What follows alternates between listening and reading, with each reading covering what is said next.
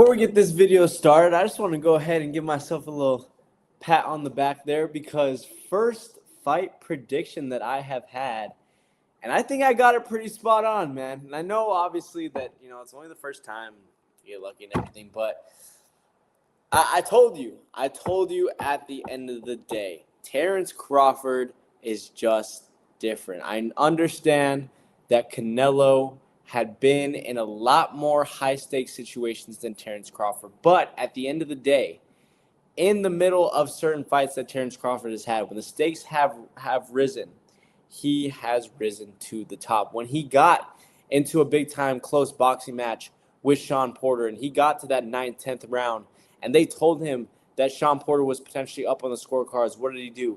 Came back, knocked down Sean Porter twice, and knocked him out. When they didn't think that he could beat Errol Spence, he put on one of the greatest performances that we have ever seen. And now, when they did not believe that he could move up to 168 and challenge Canelo, when they didn't think that he could take his power, he puts on probably an even better performance than the Errol Spence performance. It was amazing. And before we get to all of that, I just want to say what an amazing, amazing night this was for boxing. First of all, first and foremost, Allegiant Stadium, I want that stadium to become the new era of the new home of boxing in this new era, because that atmosphere was electric. The stadium was absolutely massive. It looked like there were so many people in that stadium, and because of the actual depth that it had, pushing the walls backwards, I mean, the crowd, the background that you had on the ring was just fantastic. The ring that they had, the smaller ring with a little bit of the outside, I don't know what you would call it, but the outside steps and whatnot that they had, it looked like a Creed film, to be honest. Everything about it was amazing. I loved it all around. The undercard, which we'll get to in a second as well, was great. There were a couple of great fights on there. It was overall just another amazing, amazing night from boxing. And Turki Al-Sheikh continues with Riyadh season to just improve the stigma, the reputation of boxing. And I apologize if I'm stumbling over my words, if I'm forgetting my thoughts. I literally just got back from my friend's house from watching this fight, and I'm still thinking about it, and I'm absolutely amazed. And speaking about the fight, it was a great fight. I understand that we did not see a knockout. I understand that maybe there were some rounds that were a little bit slower than others, but if you are a real big-time boxing fan, you know that this was a masterful boxing fight and a masterful boxing performance from Bud Crawford. Both of these guys really showcased why they are both two of the best fighters in the world, if not the two best fighters in the world, and especially Bud Crawford. And through that, I want to go through a little bit of a round-by-round analysis through this fight and kind of take you guys through what I was thinking, how I scored it, and ultimately how I judged Bud Crawford's performance. So let's start from the beginning, starting with round one. Now, this was a very, very close round, and it was one of, if not the most slowest round of the fight, as to be expected. Obviously, round one is the kind of workaround fight where you're trying to figure out what your opponent is really going to do. You're kind of filling each other out, and you're warming into the fight. So it was very, very slow. Crawford comes out in southpaw immediately. That is what he stuck through pretty much throughout the entire fight. He very, very rarely switched to orthodox. I think he switched maybe once or twice through the whole fight, which was a great decision because Canelo, as we have seen through the past few years of his career, has struggled with southpaws. So he comes in. I thought there was some really, really good body work from Canelo. He was loading up on a lot of big time shots to the body. Crawford did get pushed back at times, had his back near the ropes in some situations, but also was able to put himself on the front foot in some situations as well. He was active, but I didn't feel like a lot of his punches were very effective. A lot of them were big-time glove punches. So this was a close round, a little bit of a toss-up round. I ended up judging it 10-9 in favor of Canelo. Then you move to round two, where Crawford really started to bring it on. He started out quick in round two, was much more active, and he did this for pretty much most of the course of throughout the course of the fight. He would come out immediately, and within that first 15 to 20 seconds, he would throw a good 4 to 5 punch combination, get Canelo going on the back foot, and push him back. He wanted to gain Canelo's respect from the get-go. And that was something that I said in my preview that was going to be very important, that Terence Crawford had to prove that he belonged, that he was going to be able to take a punch. And not only that, but he was not going to be bullied by the guy who was more accustomed to being at that weight. And he absolutely did that round in and round out. He was much more active, and he was kind of sticking to that Terence Crawford that we had seen in fights past, especially against Errol Spence, where he was out of that range. He was throwing good pop shots, leaning out with his jab, in and out, in and out, in and out. He was circling the ring very well, but he was being very effective and very active. And because of that activity, Canelo was having to hit him in much more spots. Bud was able to hit some good counters and some good counter jabs off of that. Canelo was loading up on some shots, so he was a lot more inactive in this round. And there were even some moments, especially towards the end of this second round, where Bud was putting Canelo on the back foot. And Canelo, obviously, he's sitting back. He's kind of looking. He's trying to get you in the trap to look for that counter. But Bud was smart enough. He was throwing single shots, avoiding being countered by Canelo. And altogether, I think that was a really, really great round for Bud. So 10-9 Bud. I have it 19-19 Crawford, tied round overall going into round 3. Now, round 3 was a really, really close round. I didn't feel like anybody really closed out this round definitively, but ultimately I liked Crawford's counters more. And, this is kind of a trend with Canelo, and a trend that we've seen in previous fights with him, and a big trend that was in this fight. And these close rounds where things were competitive, it ultimately comes down to your activity. And not only was Canelo not very active, and he was loading up on a lot of big-time punches, but a lot of them were to the body. And sometimes judges do not judge body shots very, very well. And so between that inactivity, between the high activity to the body that he was taking with the majority of the shots, and when you put into perspective that Crawford also did some really, really great work, especially at stopping Canelo's momentum. There were certain moments in this fight where Crawford would kind of stick in the pocket, go into a little bit more of a Philly shell type of look, back Canelo up with his shoulder, push him off with his shoulder, and be able to throw shots and just stick in that pocket and be able to take shots well from him, which was one of the biggest concerns. Really, really like that with Crawford. 10-9 Crawford, 29-28 Crawford overall, 2 rounds to 1 going into round 4, which was another close round. Crawford, once again, starting out really, really quick.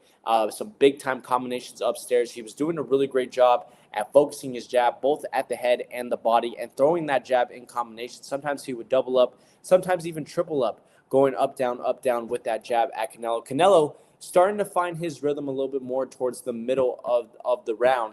Again, some really great loaded up shots down to the body that you could tell were kind of getting Crawford's attention a bit. But then Crawford ended the round very, very well, but then ultimately got caught in the right. So it's kind of this back and forth, really, really close round. But while I liked Canelo's shots, again, the singles just weren't enough for me. I like Crawford's combinations more, the way that he was able to start and finish that round outside of the big-time right hand that he took, which, by the way, didn't really affect him at all. Again, that was the biggest concern coming into this fight. Crawford took it well. 10-9 Crawford, 39-37 Crawford overall going into round 5. Now, round 5, I was starting to get a little bit nervous for Canelo because historically, when you look back at Canelo's fights, round 5 is normally the slowest round for him. It's kind of one that he takes off and that he tries to kind of work himself and get his energy back to kind of manage the fight. But I think that he kind of realized in the end that at this point, I'm down 3 rounds to 1 at least, potentially even down 4-0.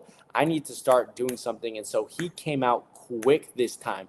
Crawford, he kind of took this round off. He was a little bit on his bike too much, in my opinion. He wasn't as active as he was in previous rounds. He was kind of doing what William Skoll did for the bulk of the fight with Canelo, where he was kind of trotting back and forth, playing a little bit of rope-a-dope, kind of just running around the ring with some horizontal shuffles. And Canelo has some good thudding shots, continues to the body. He was much more active on the front foot. And because he was a lot more active in this round, which is what he needed to do throughout the bulk of this fight, but because he was more active and was throwing more, it kept Crawford's hands responsibly there for his defense, and it kept him from throwing and getting off on Canelo. In my opinion, Canelo's best round, which again was unusual because this is normally one of his worst, but in my opinion, Canelo's best round of the fight, 10-9 Canelo, 48-47 overall in favor of Crawford still, though, going into round 6, which Crawford came right back and wanted to get that round back that he had just lost to Canelo. A very, very easy round for Terence Crawford. Again, started out quick, backing Canelo up, throwing combinations, sitting in the pocket with him, pushing off of the shoulder, throwing sneaky uppercuts and whatnot, throwing good big-time hooks. Canelo, I thought that he was really going to start coming on from the 5th round, but in round 6, he went immediately back into his shell. Didn't really throw a lot in this round. Crawford again with the effective jabs both up and downstairs. And one of the funny things throughout this fight, and one thing that I want to focus on a little bit later once we get to the end of the analysis, was Crawford was laughing. He was nodding anytime that Canelo would miss him. Even when Canelo would hit him with a big-time shot, he would stick his tongue out, nodding his head, laughing at Canelo, basically to tell him, you cannot hurt me. And he was getting so much more confident and comfortable within this fight. You could see 2 great lefts as well from Crawford to end the round on this. Easy round in favor of Terence Crawford. So that's 10-9 Crawford, 58-56 Crawford going into round 7, which was another beautiful round for Terence Crawford. Again, he looked much more comfortable. And one of the interesting things within this round 7 is he was starting to test the waters a little bit more. He was starting to cross the line and see, how far can I really take this? I took Canelo's best shot so far. Can I continue to take more? Can I stick in the pocket with him and take that power and trade with him? And that is exactly what he did for the bulk of this round 7. Stood in that pocket again, in that nice little Philly shell, keeping his right hand responsible up top towards his chin so Canelo couldn't hit him with that thundering left hook that he's dropped many people with in previous fights. Kept that defense responsible and was just trading back and forth. And this was one of the rounds where I really saw the speed and the footwork margin really begin to widen in favor of Terence Crawford. He was just simply too quick for Canelo. And because of that quickness, Canelo just kind of had to, bully up in these situations. And Crawford was throwing 5, 6, 7, 8, 9, at times 10 punch combinations, just coming back. And again, anytime that Canelo would return with 1 or 2 punches, Crawford would come immediately right back, look to exchange with him and throw 4 more, and always get the better out of every single exchange that they had within the fight. And Canelo, I can't lie, within round 7, he started to get a little bit of a big-time red bruise near his red eye after those 2 big-time left hands in the previous round in round 6, and he looked tired in round 7. He looked flat, and he looked old, in my opinion. 10-9 Terence Crawford for round 7, 68-65 Terence Crawford going into round 8, which I did think that Canelo looked a little bit better in this round. This was definitely a lot more of the slower rounds. But again, even though that it was a slow round, and even though Canelo looked better in this round, I ultimately ended up giving this round to Crawford, despite not there being a lot of action, because Crawford was just more active. And that's the thing that sucks, is if Canelo was just a lot more active in this fight, he could have taken a lot more of these closer rounds and could have been much more competitive within this fight. 10-9 Crawford, 78-74 going into round 9, which at the time that round 9 was taking place was by far the best round of the fight. Both fighters within that first minute came out swinging. Crawford got some big time respect by once again staying in the pocket and just unloading some deadly combos on Canelo. He was just simply too quick, and Canelo could not keep up with him. Unfortunately, an accidental headbutt that caused a cut right above Terence Crawford's right eye. Canelo obviously didn't mean it. He got a little bit of a warning. It was seen as accidental. And again, we're talking about body language. Canelo wanting to touch gloves with Crawford after that, apologizing, making sure that he was okay.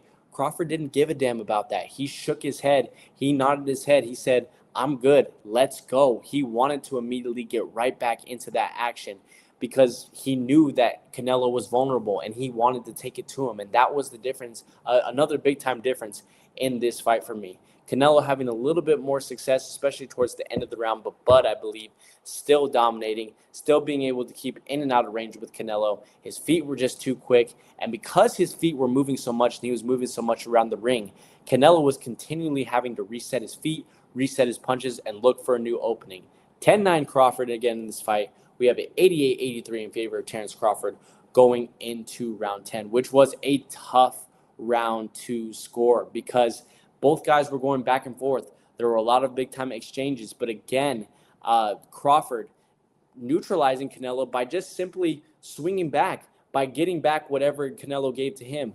That being said, really like Canelo in this round. I think he had the best headshot of the night that you finally saw Crawford not necessarily be hurt by, but he did finally have to clinch and hold Canelo a little bit. It was the only time in the fight that Crawford was forced to hold. Good work to the body too by Canelo. Like this round for Canelo, 97-93 in favor of Crawford, but round 10, 10-9 to Canelo. We move on to round 11, which was by far my favorite round in the entire fight. Round 9 was great. Round 11 was even better with some great action back and forth. Crawford, once again, though, just getting the better of the exchanges with that speed, hitting some nice little uppercuts over the top that snapped Canelo's head back a couple of times in the inside. Canelo is landing more, though, in this round, and you could see it. Crawford was, in my opinion, getting a little bit too comfortable in there possibly. Was, taking a couple of too many shots on the chin, was testing Canelo's power as much as he could, was taking it as far as he could with Canelo's power, but ultimately it just wasn't enough, and Terence was able to tank that power all night long. 10-9 Crawford, 107-102 Crawford going into the final round, where Crawford just put the icing on the cake, absolutely dominated, showed Canelo absolutely no respect, was clowning him throughout this round 12, was laughing at him. Canelo, again, just looked slow. He was trying to load up on too many shots. He was trying to go too much for the knockout when he really just needed to put combinations together. 10-9 Crawford. I overall had this fight 117-111. That is 9 rounds to 3 in favor of Terence Crawford. And that's why, real quick, I hate to be complaining about judging, but I just didn't understand some of the scorecards on this. 116-112 for 2 judges, and then 115-113 in favor of Crawford as well from one of the judges as well. I just don't understand that. I thought that it was a much, much wider margin in favor of Terence Crawford. And I understand that Canelo is the face of boxing, but this was a masterful performance. And yes, Crawford still did get the nod. He still got the unanimous decision, but this should have just been by much, much wider margins. Like I said, I had it 117-111. I could easily see where you could score 118-110 or potentially even 119-109, because I think round 1 you could potentially give to Crawford. I think that round 5 was easily within Canelo, but then I think that round 10, which I gave to Canelo, could have easily gone to Crawford. So I think that there is a world. Canelo at least won round 5. There's a world where Crawford won 11 rounds to 1. There is a realistic world in that. So at the end of the day, just a masterful performance by Terence Crawford, and one that he proved every single question in his name wrong. He took Canelo's power great. Yes, he did not in any point in that fight really hurt Canelo, but I think that he did enough with his power and especially with his speed and footwork to gain Canelo's respect early, which we thought was a big-time key. And one of the things that I really want to talk about, that I talked about throughout the round-by-round analysis that I just did, was the body language. Terence was so comfortable in there, sticking his tongue out, laughing at Canelo, nodding his head anytime that he got hit, partially himself to the crowd anytime that Canelo missed him. Meanwhile, Canelo was really focused, but just looked so tight in there and looked like he was just trying to go for that knockout shot. And to be honest, I understand the game plan from Canelo. Yes, you are technically the bigger guy because you have been there. You're more experienced at 168. You are looked at as the harder puncher. There are a lot of people out there that are doubting if Crawford can take your power. But to think that you were just going to come in here and hit him with one good left hook and it was going to be night-night and you were going to have an easy night, I just don't know if there was any real backup plan from Canelo, because there wasn't, because he was loading up on shots round after round after round, and he was just trying too difficult to get that perfect shot. And Crawford, again, with the quick feet, just allowed Canelo, forced Canelo to continue to reset his stance, and Canelo just couldn't get comfortable in there. And I'm still speechless. I'm sorry, I'm still speechless. I'm trying to find everything that I want to say. It was just a great performance. Terence Crawford 100% dominated. And with this victory, I think that we could 100% put Terence Crawford within that top 10 greatest fighters of all time. He is now the only fighter in the modern era to have 3 undisputed titles in 3 different weight classes. I believe he did it at 140, 147, and now at 168 pounds. The dude is legendary. He's 100%, possibly as of right now, the best fighter in the world. and without a doubt, the greatest of his generation. The dude is just different in these types of situations. It was stunning the way that he handled this fight with Canelo. And Canelo, unfortunately, again, he just started off a little bit too slow. He looks a little bit old at this point in his career, 35 years old. A lot of mileage on those tires, a lot of wear and tear. And I just ultimately think that he just could not keep up. And the game plan wasn't really great for him, which brings me to kind of the next question. Yes, we react to this fight, but we also have to ask the question of what is next for both of these two fighters. Now, Max Kellerman, who did an amazing job on commentary, by the way. I love that Max Kellerman was back on commentary. I want to continue to see him, and I want to see Jim Lampley back as well. I want to see the old HBO broadcast back onto Riyadh season because Max was just giving some great analysis, some great information, some great history, and the way that he hyped these two up in those post-fight press conference and those post-fight interviews was incredible as well. It was great to have him back. But Max did ask them both about the potential of retirement. Both of them said they're not really sure what they want to do, but they would entertain the potential of both a rematch or a future fight with somebody else. If I'm Canelo Alvarez today, I think I would retire. And that is not due to potential embarrassment that he could feel from this loss, but that is because he has done so much for the game of boxing. And to be honest, I don't really know where he goes next if he wants another fight. Canelo's legacy is set in stone. He's faced off and beat so many great fighters. And even his 3 losses are against great fighters. Floyd Mayweather, Dimitri Bivol, and Terence Crawford. Those are not bad losses to have. And he's without a doubt likely also a top 10 or top 15 greatest fighter of all time and reigned as the face of boxing following Floyd Mayweather's retirement. But what do you really do? There's talks of a rematch between them.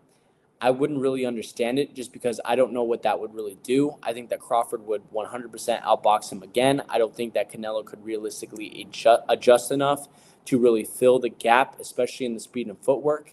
If he's not facing Crawford again and if he's not fighting for the titles, do you do just like a big money fight that the fans are really asking for, like against a David Benavidez? Do you go up to 175 and entertain a fight against a better Biev or a Bivol or Benavidez at 175 or an Anthony Yard? Do you do like another big name fight, a legacy type of fight against like an Andre Ward coming out of retirement? What do you do? We know he's probably not going to go down to 161, even though I definitely think that he could because he is a small 168-pounder. So what do you do? Because we know that he still has fights on his contract with Riyadh season. So what is Turki Al-Sheikh really going to do for him? Chris Eubank Jr., Hamza Shiraz. But again, those are all guys that could potentially fight for the title. And facing Canelo, yes, Canelo is one of the biggest names in boxing, but the titles wouldn't be on the line, which is definitely a big negative. So there is a potential for his retirement. As for Terence Crawford, I could definitely see him retiring as well. I mean, the dude has nothing left to prove. He is one of the greatest fighters of all time. He's the greatest fighter of this generation, and he has put on back-to-back masterful performances against 2 pound-for-pound greats in Canelo Alvarez and Errol Spence. But I also think that there are a lot of great fights for him at 168, but also at other weights as well. I mean, he could face Mbili, who had a fight on his undercard tonight. He could do the rematch with Canelo Alvarez and beat him easily. He could go out and face some of the other 168-pound challengers like Caleb Plant or even Lester Martinez, who faced Mbili tonight and who went to a draw with him, which we'll get to that in just a second. He could potentially face off against some of the guys at 161. Could he face one of the Charlo brothers at 154? Errol Spence rematch at 154. Jerome Boots Ennis at 154.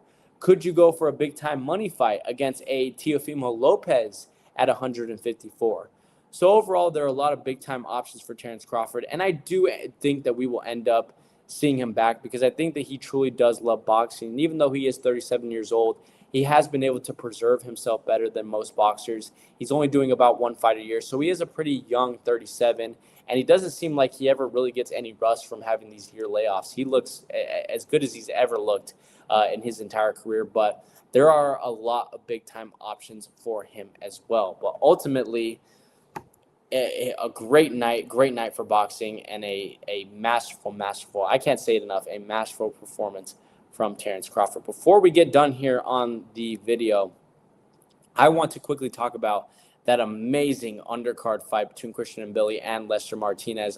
Once again, in my preview, I called it. I said that this was going to be fight of the night. I thought that these two were just the perfect style of each other. You have Christian and Billy, who is just simply a tank, is probably one of the biggest 168-pounders in terms of muscle size that I have ever seen in my time of watching boxing.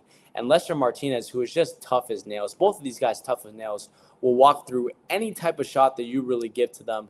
And that's exactly what happened. It was a 10-round war. Neither fighter was willing to give up an inch, was willing to step back. And Billy did a really, really great job early on. Martinez did a great job at coming on later on and was outboxing Billy a little bit more.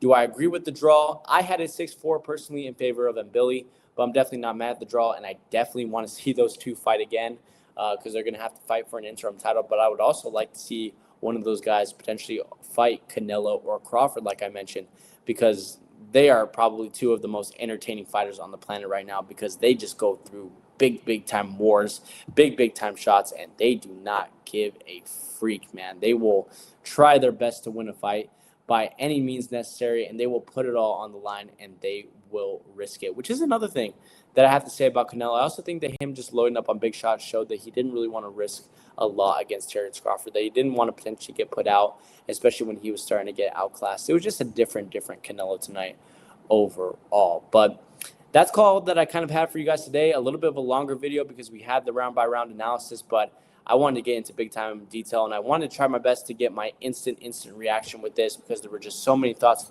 flowing through my mind. I didn't want to wait and lose some of my thoughts. I had so many of them written down, so I wanted to get this out. But let me know what you think down below. What was your reaction to this fight? How did you score this fight? Where does this put both Terence Crawford and Canelo Alvarez's legacy? Do you think that it is worth a rematch? And if it is not worth a rematch, what is in the future of these two fighters? Let me know about that all down below, as well as subscribing, leaving a like, and sharing with your friends. And if you haven't already, go ahead and follow us on all social medias, that being TikTok, Instagram, and Twitter. All of those ads are going to be down below. We're on all of those social medias. You'll get to see my latest reaction to breaking news within the NBA, the NFL, and combat sports. And you will never miss for whenever the podcast decides to upload an episode. And without further ado, guys, I will see you guys on the next one. I hope that you guys have a great rest of your weekend, great start to your week, and peace.